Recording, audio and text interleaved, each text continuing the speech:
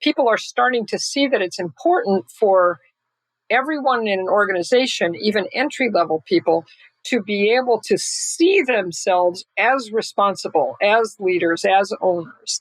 And I completely agree with that. I think in organizations where everyone has that sense of, I'm an important part of this organization and what I do and say is influential, that's positive. And then they need to be treated that way by the organization, or it just becomes demoralizing and loses credibility.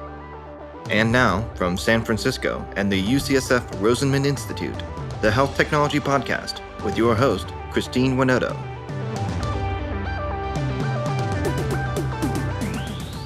Our guest today is Erika Andersen, the founding partner of Proteus, a coaching, consulting, and training firm that focuses on leader readiness. Erika advises leading executives in companies including NBC Universal, Facebook, GE, and Hulu. Her work focuses on organizational visioning and strategy, executive coaching and management, and leadership development.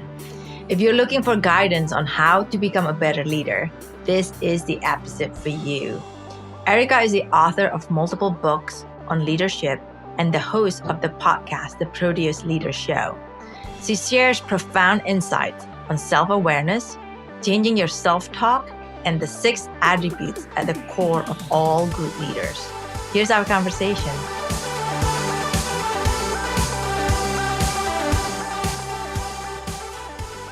Well, Erika, thank you for joining me this morning. I'm so excited to have you here in our podcast, and I can't wait for our listener to hear your insight. Yes, I'm very excited to be here. Yeah, so I thought it would be interesting for our listener to hear your experience. I mean, you coach a lot of different leaders, and you wrote many books about being the good leader, how to be strategic. What got you into this world, and why you want to do this kind of work, before we start going into the deep dive about your insight. All right. So I could go way, way back, but I'll do the abbreviated version. So almost 40 years ago, that may not seem like the abbreviated version, I was given the opportunity to start working in organizations by my first sort of boss/mentor, a guy named Tim Galway, who had written a book called The Inner Game of Tennis. And it was really about how people learn and how they get in the way of their learning. Tennis was just the metaphor. And it became very popular in the late 70s and early 80s. And he hired me to help turn his work into learning programs.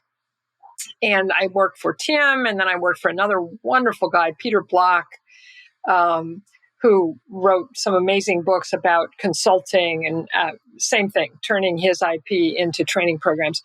And then I worked for another organization as head of training, but I really wanted to, by this time it was the late 80s, I really wanted to start my own business. And what I wanted to focus on was what were called at the time, this is now 30 plus years ago, soft skills, because nobody knew how important they were, management, leadership, teaming. And I wanted to have an organization that supported companies in that way, and more importantly, help them get clear about the future they wanted to create for themselves, and then help them achieve that future. And that was, when I started Proteus in 1990, that was our mission. And it is still our mission, helping organizations clarify and move toward their hoped-for future. And so all the things that we have subsequently done, coaching, training, facilitation, consulting, are all in the service of that. Okay. And so what you're saying about, what you like to achieve, your goal, the future, that's where you start with that. And maybe you can help us understand when, say, I'm a client, I'm a leader, I'm a CEO of a company, and how you, and I said, I need to get some coaching. And how would you tell me where to start? Oh, that's really interesting. So you're assuming that you've come to me and you've already understood that you need a coach. Is that what you're saying? Okay. So then the first thing we would do, and we have a group now of 13 executive coaches. And we've worked with all different kinds of companies. And we have a very specific approach to coaching, which is in some ways pretty unusual, and in some ways similar to others. But our focus really, if somebody has decided to engage with a coach, with one of us as a coach, the first thing we do is help you see how you're seen. And we do that by getting from you, the coachee, a list of 6 or 8 people who live kind of around you in a circle who we can talk to, with whom we can have confidential conversations about you and your strengths and growth areas as a leader. And then we create a summary, a very simple 2-page, here are your big strengths, here are your couple of growth areas, report. Because, none of us see ourselves entirely clearly. And it's really helpful for you as a leader, anyone who wants to be coached, to know how they're seen in the environment. We also have a couple of assessments that we do to help that. And so then we go into the coaching engagement where, then we kind of look at the two. So how do you see yourself? How do other people see you? Is it the same? Is it different? Big surprises? Kind of a gap analysis. And then we begin to design the coaching engagement based on that. Based on how can we lean into the strengths that you have and that other people see in you, and how can we address the weaknesses and growth areas that you feel in yourself and that other people see in you. And that becomes the basis of the coaching engagement, which is great because then it's not as kind of transactional, sort of like, what's up this week? It's really fundamentally, how are you great and how are you not so great, and how can we help you become even more great? And when you've done a lot of this assessment, what is the percentage of the leaders view themselves match with what other people think of themselves? Oh, that is a great, great question. It's really kind of all over the map. I mean, like a lot of things, you can describe it with a bell curve. I mean, there are probably 10 or 15% where it's just, who I think of as being the most self-aware, who it's a great match. They're like, yep, I see myself this way. And then they hear how other people see them, and it's pretty much the same. And then for most people, it's kind of in the middle. There are some things that are news to them or that they haven't seen themselves clearly. And then there are a few people who just, you're like, wow, you really don't see yourself as other people see you. We got to work on your self-awareness. So it's really all over the map. Okay, so let's focus on more like the average, and then the people on the other side, because I think the people who are on that side, they kind of have that self-awareness. And you mentioned about self-awareness, how I assume it must be really important being a leader. Yes. And how do you coach somebody who are not self-aware to become self-aware? Is that a trick? Yes. So it is critically important. And there are a lot of studies over the years that have shown that accurate self-awareness is one really important and pretty accurate predictor of success as a leader. And I think we've all kind of experienced that in our lives. Like, we've all had bosses who weren't who they thought they were. And we can see how difficult that is, So the place where we go to help people become more self-aware is, all of our self-awareness lives in how we talk to ourselves about ourselves, right? So, we all talk to ourselves all the time, right? We all have this continually running internal monologue. Well, a lot of it is about the world or other people, but a lot of it is about ourselves. And people who are self-aware say accurate things to themselves about themselves, and people who aren't say inaccurate things. So one of the things, and I talk about this in my last book, that Be Bad First, the book that's about how to become a great learner, and one of the elements of becoming a great learner is having neutral, accurate self-awareness. So we help people get in touch with, listen to, if you will, what they're saying to themselves about themselves. And then we encourage them to create a habit of saying, is that accurate? And really, it's sort of like, then you turn your that's a way of turning your conclusions about yourself into a hypothesis. Is that accurate? So rather than saying, I'm terrible at math, you go, am I terrible at math? And then once you've asked yourself, is it accurate? Then the second question is, what evidence do I have or what facts do I have? And that encourages you, rather than just to carry these assessments that you have of yourself, which may be based on nothing and may be completely inaccurate or outdated, to really look at the facts, to become more neutral and more of a fair witness of your own reality, to then become more self-aware. And it works very well. I think that's interesting, a way of looking at the self-assessment. Then it can help neutralize when you're overconfident or underconfident. Precisely. It's sort of adaptogenic. You know how some medicines like mushrooms are adaptogenic? If you need to become more of something, it'll make you more if you become less of it. And so I completely agree with you. Questioning your own self-talk in that way is adaptogenic. If you are overly confident, I mean, it's just as likely that somebody goes, I'm great at math, and they're not, So it helps you really come to that accurate middle point. And the great thing about that for a leader or for anyone is that you can really only learn and grow well from a position of neutral self-awareness. If you are not accurate about where you're starting from, then it's hard to grow. It's kind of like if you were to say, okay, I'm in Philadelphia and I need to go to New York, but you're not actually in Philadelphia, you're in London, that ocean's going to be a big shock. Right? So we have to be pretty accurate about where we're starting from in order to learn well, in order to lead well. And so being an entrepreneur, it takes a lot of confidence, because you have to, otherwise, because the journey is really long and can be really hard, and it takes certain type of personality, I think, to keep on going, to believe. And so how do you balance that? And I thought what you're saying, that's neutral assessment, it helps everybody to be in check.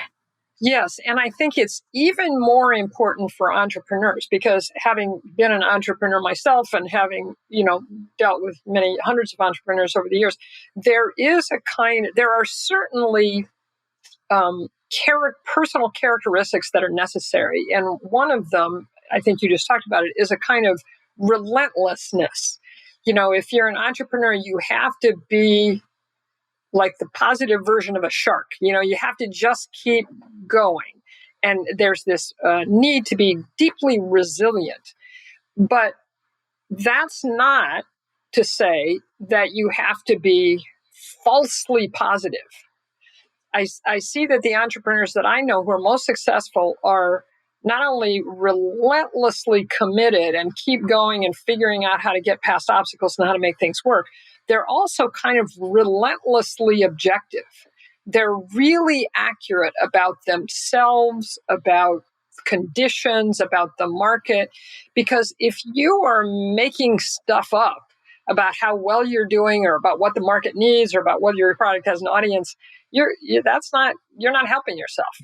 So you have to be really objective. Yeah. Be also a good listener as well, I think. Yes. To hear other people's input. Yes. This podcast is sponsored by Brown Rudnick's Global Life Sciences Group, a team of legal professionals that help life science companies, lenders, and investors around the world turn good science into good business. Learn more at brownrudnick.com. This podcast is also sponsored by Canon Quality Group. Canon Quality Group has been helping medtech startups set up quality management systems for over 10 years. If you're unsure when to get started with quality management in your startup, turn to the experts at canonqualitygroup.com.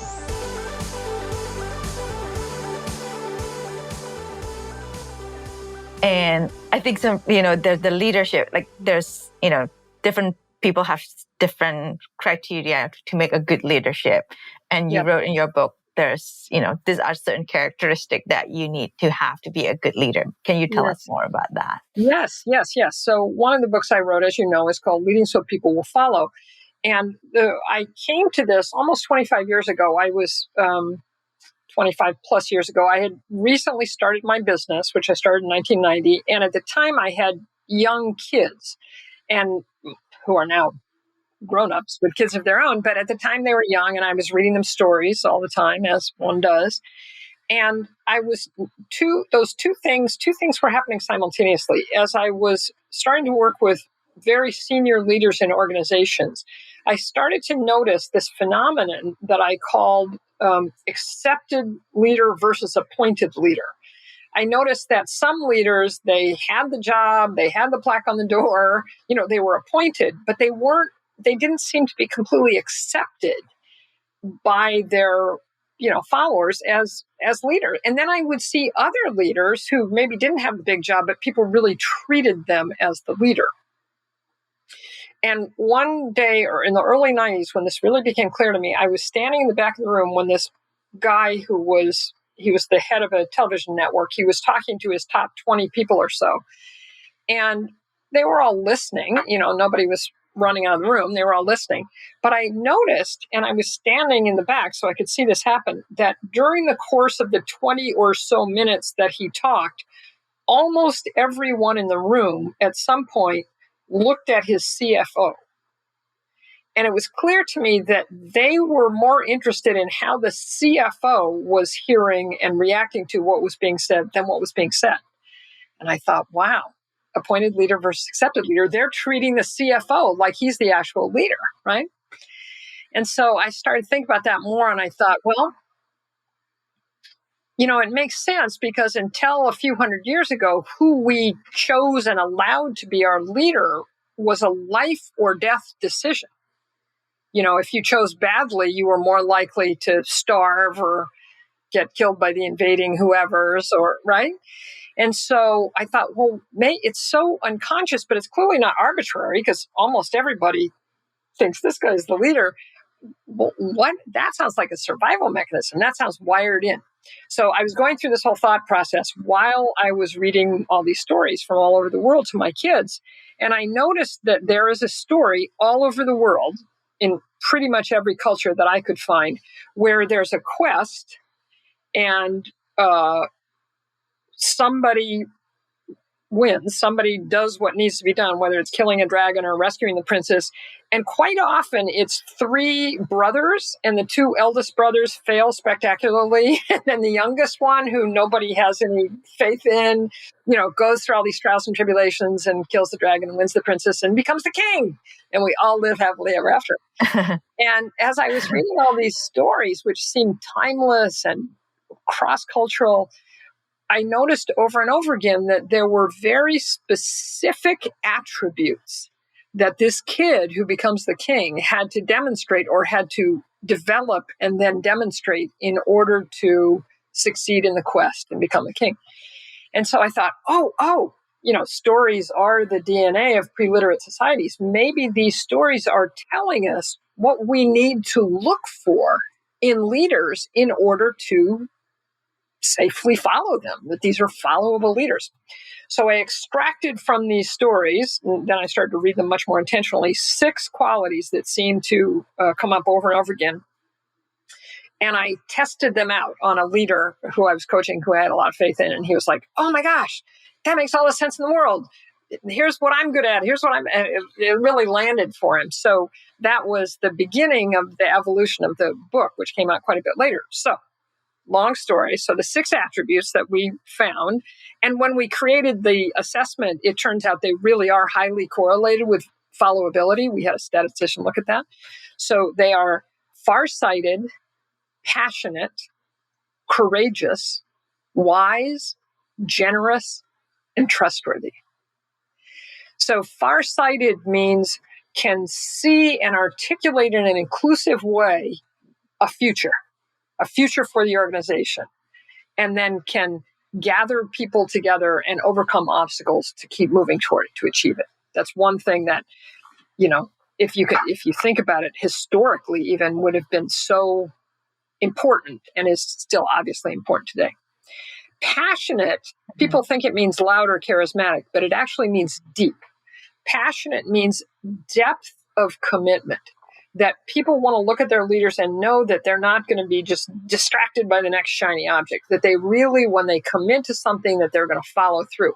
Not that they're not permeable. They also, part of passion is openness and permeability.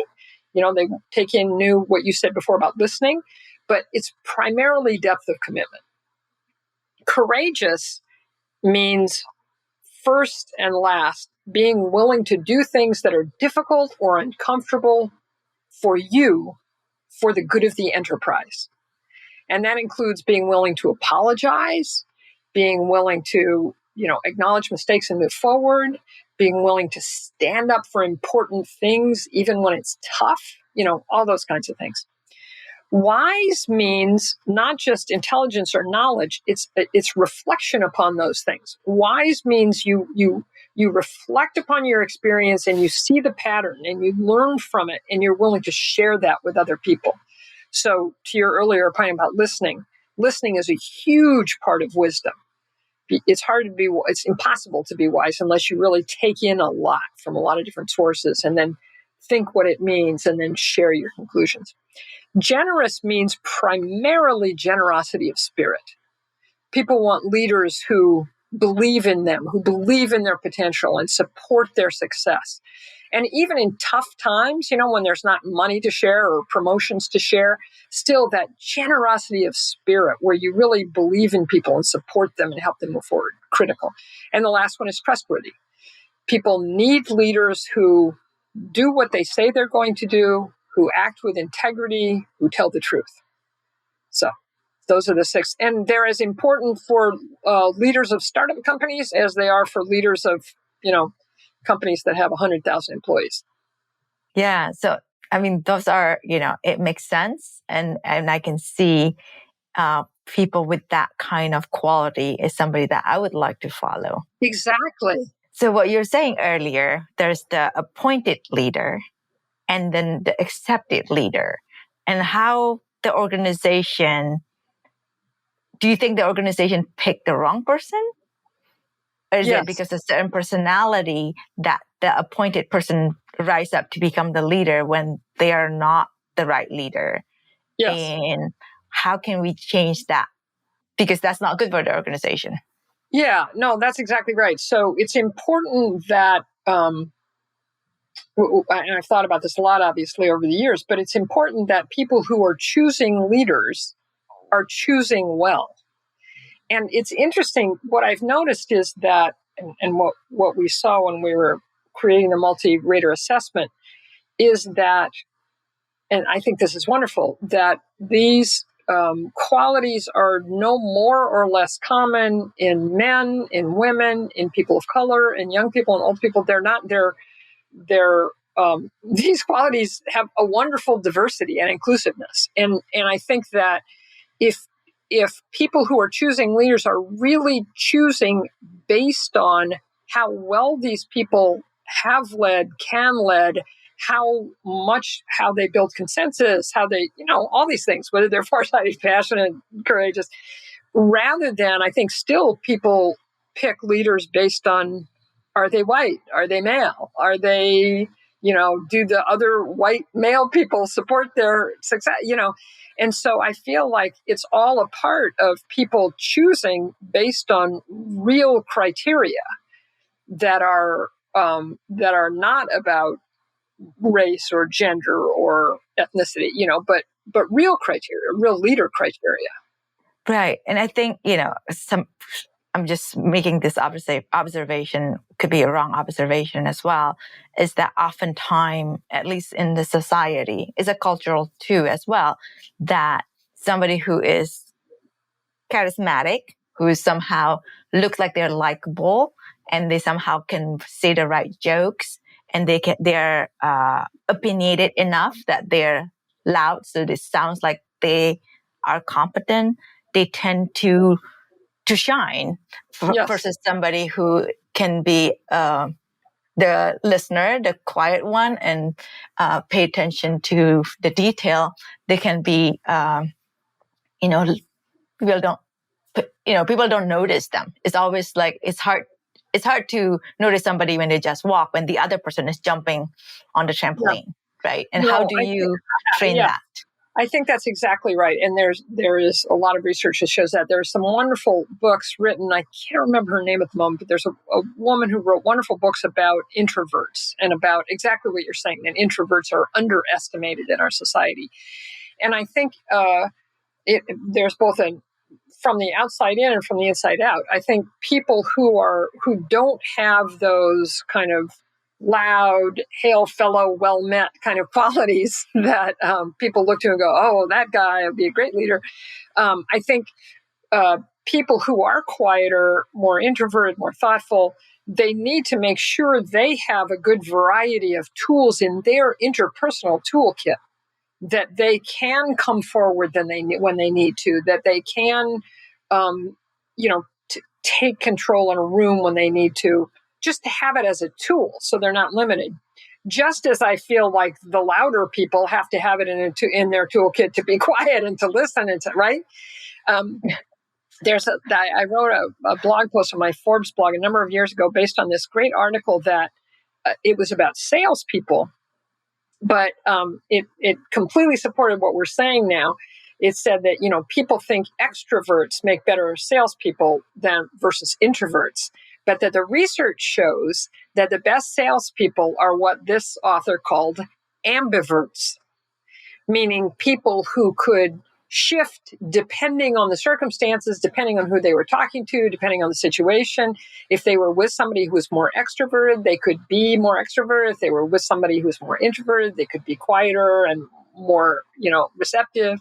And I just thought that was fascinating. So it's about versatility. It's about flexibility, right? So that's internally. And externally, I think it goes back to what I was just saying before, that we have to, and what we were saying at the very beginning of the conversation, we just need to challenge our assumptions. So if you find yourself, for instance, as a hiring manager, always hiring those loud, happy, quote unquote, charismatic people, note what you're saying to yourself. And if you're saying to yourself, oh, those people make the best leaders, just go, is that accurate? Do I have facts to support that? And then if you investigate, you'll probably find out that's not true, right? Yeah. And I think there's also, at least some people perceive that the leaders are the people who are the manager, who are the CEO, but every individual contributors, they can also be a leader.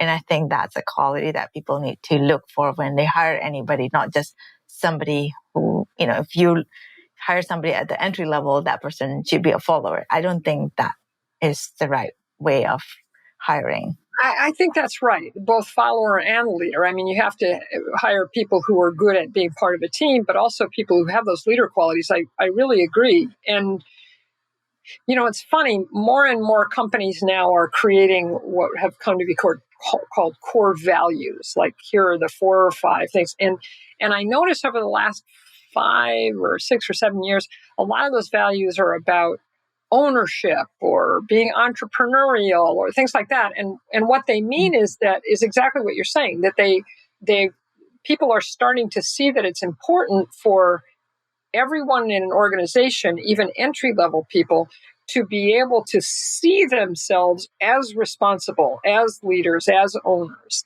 And I completely agree with that. I think in organizations where everyone has that sense of, I'm an important part of this organization and what I do and say is influential, that's positive. And then they need to be treated that way by the organization, or it just becomes demoralizing and loses credibility. Mm-hmm. Yeah. So going back, we support a lot of early stage entrepreneurs, and oftentimes, they're founders. They have the ideas that they want to bring it to the finish line. And all these 6 characters that you mentioned, the farsighted, passionate, courageous, wise, generous, and trustworthy. Yeah. Not, some people, is it something that they were raised that way? If they're not, I think everybody they would say they were raised that way, but I think certain circumstances make them not like that. Yeah. How can they change? How, is there like a tool for them, like when they don't quite get there? Yes, I mean that's why I wrote the book. It's so funny, when the book came out 9 years ago, I think, and as I was doing interviews for the book, people would ask that question. Well, aren't leaders born? And I would think, I probably wouldn't have written this book if I didn't think people could improve, right? And so in the book, I go through, we've taken each of the 6 characteristics, and over the years, as we observed and coached and worked with people, we pulled out 5 behaviors, 5 behavioral indicators for each one of the 6 that, so you can see more clearly what it looks like, because you can say farsighted. Oh, that's big. Well, what does that look like? Well, can envision futures that are good for the business, can articulate them in a compelling way. We picked out those 5 behaviors. So that's helpful. And then in the book, for each one of the 5 behaviors, I say, okay, so if you think this is a soft spot for you, here's what you can do to strengthen in that area. And of course, again, back to the beginning of our conversation, it requires accurate self-assessment. You have to be able to be accurate about where you're starting from, so you know what you need to work on. And I think having coach sometimes help you. Oh, absolutely. Yeah. Dial in your self-assessment. Yes, absolutely. And we use our multi-rater assessment and the conversation with the coach a lot, especially for new leaders. We call it the Accepted Leader Assessment, and now you know why, to help people get a sense of how they're seen, and so their coach can then help them to improve in the areas where they need improvement. So can we pick, let's pick being generous as one of the weakness. What are the 5 steps to improve your generosity? Okay, I'm not sure I have them in my brain, but the 5 behavioral elements of generosity, the first one, or an important one, is to assume positive intent. So people who are generous, they start out assuming that people are good, are trying to do their best, or that may not be true, but that's an important assumption to start with. And again, that lives in self-talk. Like, there was one woman that I coached many years ago, and that was her biggest Achilles heel, is that she did not assume positive intent with people. So I started out by having her just observe the impact of that. And what she realized is, because she was not generally assuming positive intent, it made it so that her people came to her, especially when there was a problem, in a kind of pre-defensive, self-protective way. And that was how the conversation started. And as soon as she saw that, she saw, wow, I'm making that happen by my negative assumptions. So she really worked on literally changing her self-talk, so that before people came into her to have a meeting, especially if she knew there was a problem, she'd say to herself, I truly believe that they're trying to do their best in this situation. And that really helped, because then the person didn't feel fearful, didn't feel as much like they were going to get, knocked around. And it created much better conversations, and therefore much better outcomes. So a lot of it comes back to just observing how your current behavior is impacting people, and then changing either how you talk to yourself about it, or how you literally react. It's interesting you mentioned that, because when you're in a startup, or when you're still paving your way, you do a lot of experimentation. Like, you try new things, right? And when you try new things, you make a mistake, and if you don't have that generosity to the team, everybody is afraid to try new thing. I totally agree. And so I like that it's all about telling yourself. It's easier said than done, right? Because I think that person, the nature of that person is assuming negative. Yes. And how does he undo that? Yeah. It really requires discipline to notice and change what you're saying to yourself. Sometimes when I'm working with people who have some unhelpful and unsupportive self-talk loops, I encourage them to either do it on their phone or literally get a little notebook. And when they find themselves either feeling in a negative way, like feeling anxious or angry or sad or overwhelmed, write down what they're saying to themselves. And if it's not helpful, not accurate, not supportive, just change it right there. Just say, no, what I want to say to myself is this, is I bet this person thinks this is the right outcome, versus maybe they're saying to themselves, this person's always trying to make my life difficult. It's like, wow, no, I don't think that's true. I think this person thinks they're doing the best thing, So write yourself an alternative and then say it to yourself in those situations. I think writing is so helpful, because oftentimes when we do this sort of soft skill exercise, we just think that, it's not math. I don't need to write it out, all this calculus equation. But writing out your thought, it stares back at you. That's forced you to realize. Yes, stares back at you. That's exactly right. It's sort of like, when you cut your hair and then you see it doesn't belong to you anymore. When you write it down, it gives you this very different perspective. When it's just happening inside your head, it feels immutable. It feels like, this is just part of me. When you write it down, because I do this myself. I try and eat my own caviar in this regard. And I do this myself. And sometimes I'll write things down and I'll think, oh my gosh, I can't believe I'm actually, that's ridiculous, or that's wrong, or I don't believe that. Here's what I actually believe. And then I write down my alternative, Right. So I think, that's, I'm continuing the assuming the negative intention, or assuming the positive intention. How do you also, and as a leader, sometimes you have a team member who tend to be negative, right? Yeah. There's the Eeyore and then there's the Tigger. And we always have the Eeyore and the Tigger in our team, right? Yeah. Because everything is relative. And, you need both of them sometimes, because I think, but I think sometimes the Eeyore needs to think more positive, and the Tigger needs to think more realistic about things. And is this method that you're saying is like, how can you convince somebody who has not come out saying like, this is what I need to improve, but you tell them that this is an area they need to improve? It requires self-discipline, and you really have to want to do it. How do you convince that person, this is what we want you to do, that you need to do it in order to be better, when they have not realized that? Yeah. So many levels to that answer. First, one of the things that's absolutely critical for leaders is to be able to give constructive feedback well. Right.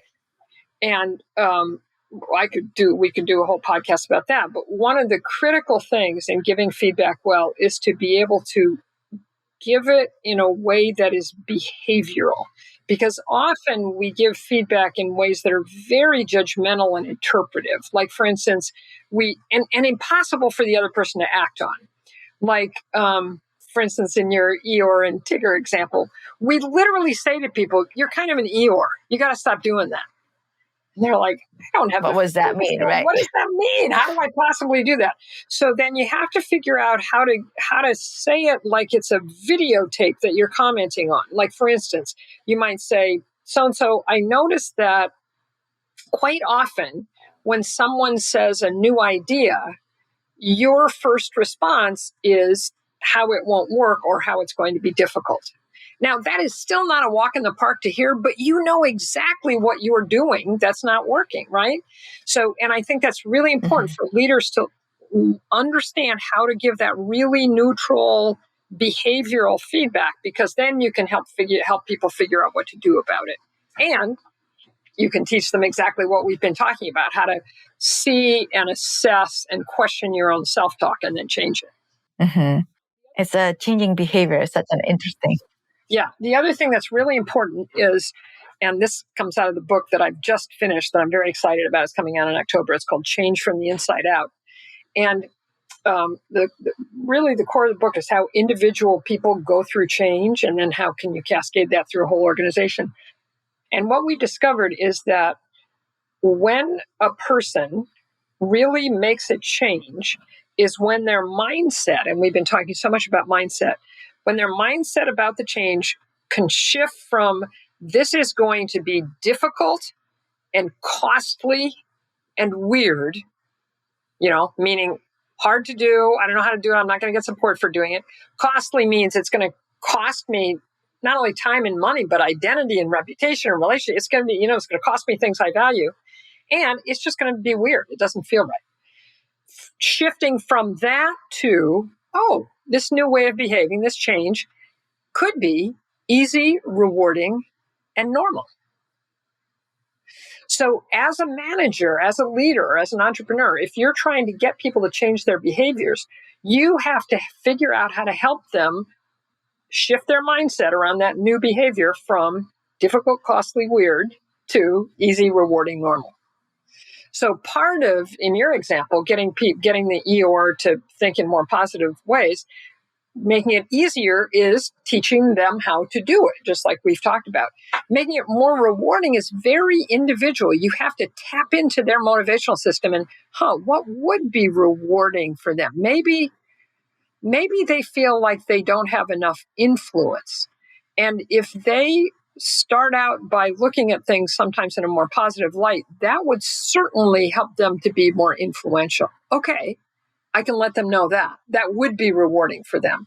And normal is a lot about what other people do. So if they see me doing it, hopefully they admire me, they like me, they want to be like me. Maybe they see other peers doing it who they admire.